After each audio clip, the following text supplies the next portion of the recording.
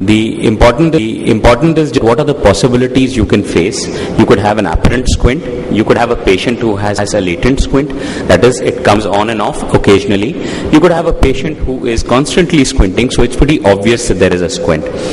The types of squint, of course, could be comitant and incomitant. And comitant meaning that they go together, so the amount of deviation is same in all directions of gaze. And incomitant meaning that it's not the same in all directions of gaze, and there is a little difference in various cases, the causes of which could be a paralytic muscle is involved. There is some restrictive component, or very rarely a spastic element is there. The important things in history are that you have to know about asthenopia, which is a very important complaint. A lot of times there may not be actual squint to see like an intermittent divergent squints, but on history if you get asthenopia, it may be an indication for intervention. Diplopia and strabismus, of course, would always be there occasionally on and off, and should be asked for.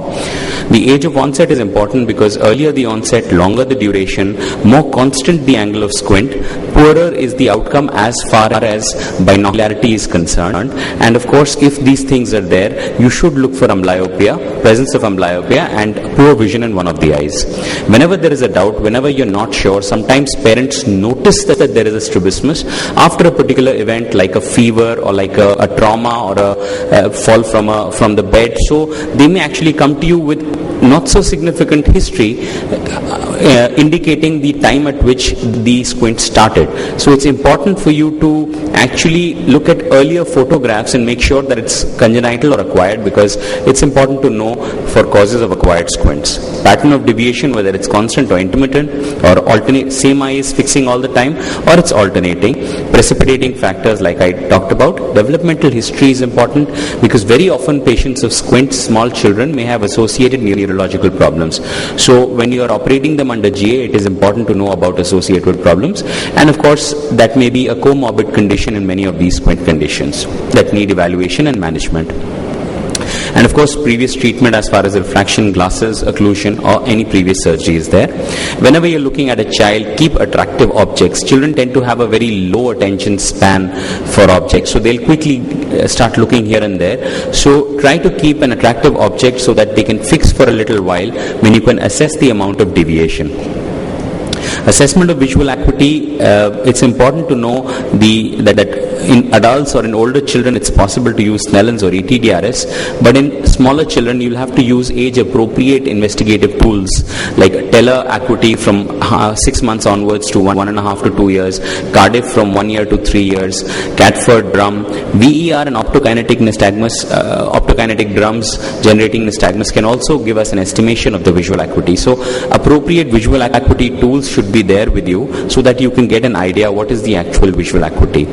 Important visual milestones are that at birth you can see that there is intermittent visual fixation, that by 2 to 3 months near objects can be seen. You can ask a history at this time about recognition of mother, social smile, so that you have all the developmental milestones. A small child of 3-4 months, it's important to know whether his overall neurological development is taking place or it's just a visual milestones that are affected. 5 months, the menace reflex comes. By 6 months, the child will start fixing on fairly distant objects. By 1.5 to 2 years, the Teller acuity would reach adult levels. And by 3 years, you should be able to get a fairly normal level of visual acuity based on the tumbling EE or the HOTV if the child is possible. And by 5 to 6 years, all adult type visual acuity testings are possible. We've discussed amblyopia and it's very important to diagnose it. Of course, you can, if there is an evident squint, if there is significant refractive error, difference either eye, or you can actually measure the visual acuity, you know the squint exists.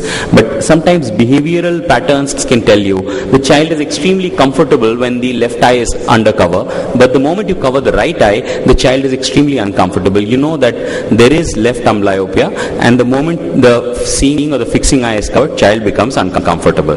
Then we've discussed refraction and it cannot be overemphasized. The accommodative esotropias, intermittent divergent squints all have refraction as a very important component of management. Looks can be very deceptive. As I started off with, there can be pseudo-esotropias or pseudo-exotropias and pseudo-squints that are very important to be picked up. Small children, parents are concerned that there may be a squint and they come to you. It's important to properly look at these children. You can see here that the corneal light reflexes are well centered. So although from a distance the child looks as if there is some esotropia because of the epicanthal folds, because of the small amount of sclera visible as compared to the temporal side, but the moment you shine a torch and do a Hirschberg test, the centered reflexes tell you that there's no squint about it. Head posture important because that can give you an indication of the type of squint, particularly incomitant squints, AV patterns, nystagmus. All of them may present to you with a strabismus, with a head posture. And before you actually start correcting the head posture and doing visual ocular motility or any other test, it's important to do the head posture examination and then hold the head and correct it, because when you're looking at motility, then correct the head posture, because many times the head posture can correct the motility defect and you may not be able to get significant strabismus where there actually may be one. When you're identifying strabismus, the Hirschberg test, like I talked, the corneal reflexes give us an idea about the squint. It's centered in the left eye, but in the right eye there is a temporal deviation to the reflex, showing that the eye is nasally deviated or inward. So there is an esotropia because of which the reflex is falling on the temporal side of the cornea.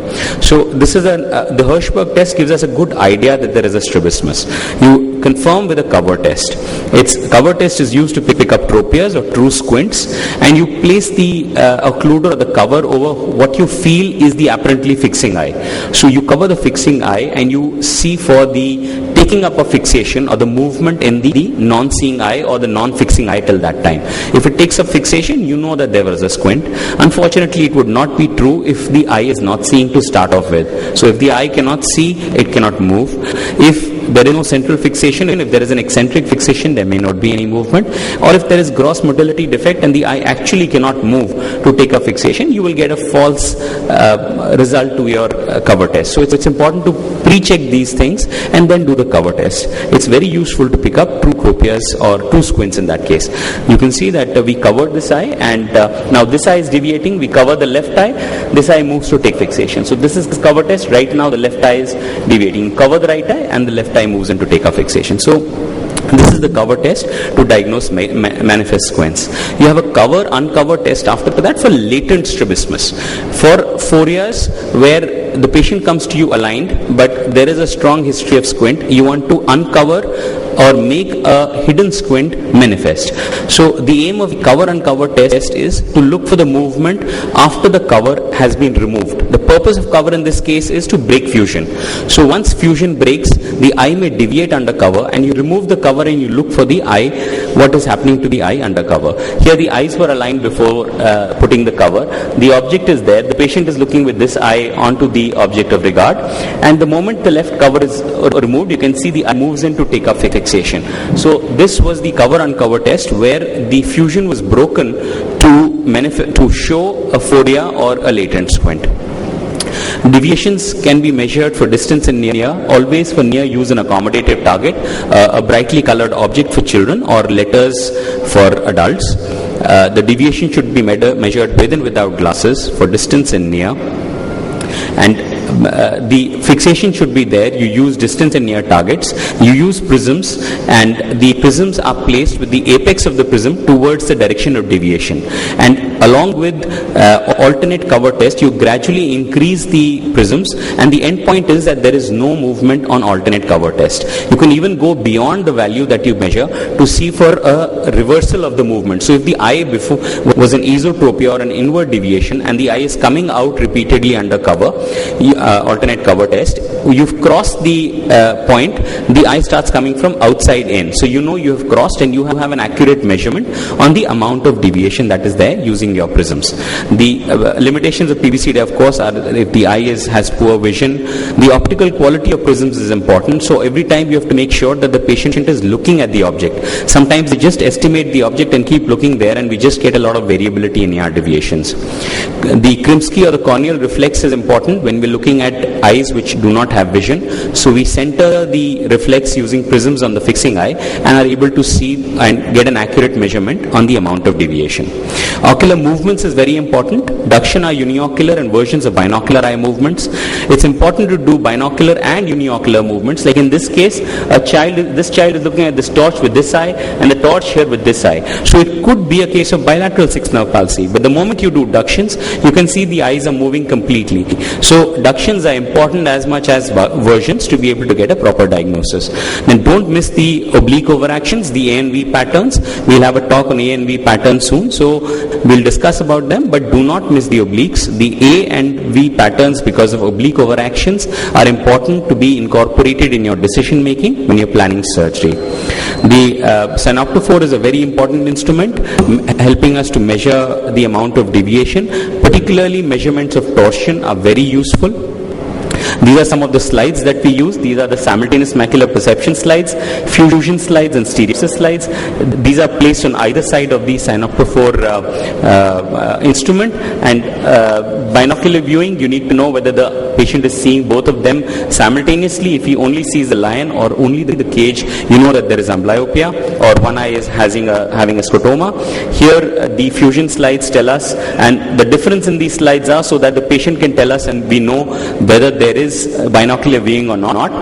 If the patient reports only a cat or reports a cat without a tail with a butterfly, we know that only one eye is seeing. So he has to report a butterfly with a complete cat, so we know fusion is there. We move the arms to see for the range of fusion also. And the stereopsis slides are so designed that there is a little bit of horizontal disparity which helps us to measure and get an idea of the amount of stereopsis that is there. A lot of incomitant squint complaints are there, diplopia, abnormal eye movements. The only important things for paralytic squints or incomitant squints are the diplopia charting, which can help us to pick up the amount of diplopia. Here the diplopia is increasing on the direction of gaze of the eye that is involved, and there is no diplopia on the other side. And Hess charting that can help us also to pick up. It helps us to identify the types of squints that exist. Just to show you a video of the forced duction test, when the eye is not moving, the aim is to see whether there is paralysis or a restrictive squint. So the patient is made to look in the direction where you want the eye to move. The forceps are used. For the recti, we lift the muscle and depress for obliques and move it towards the direction and see whether the eye actually moves or not. And this is the active force generation test. If the force duction test is positive, you are not able to know whether there is any force in the muscle or not, like in this case the lateral rectus. So you hold it at the limbus and ask the patient to look in that direction and feel for the tug. Torsion has other ways of measurement, like the indirect or the fundus photography, which can tell us, like in this case, you can see that there is a change. And there are various ways in which you can measure sensory status, like Baggellini striate glasses, Worth 4 dot. And Baggellini striate glasses are most physiological and least dissociating and give us a good idea. Like in this case, we know both are seeing and there is a normal retinal correspondence. There is foveal suppression in this case, and there is a complete suppression of one eye. And Worth 4 dot test also tells us the same. The stereo acuity tests are there, but now where we can measure accurately the amount of stereo acuity available or present in a patient. Thank you.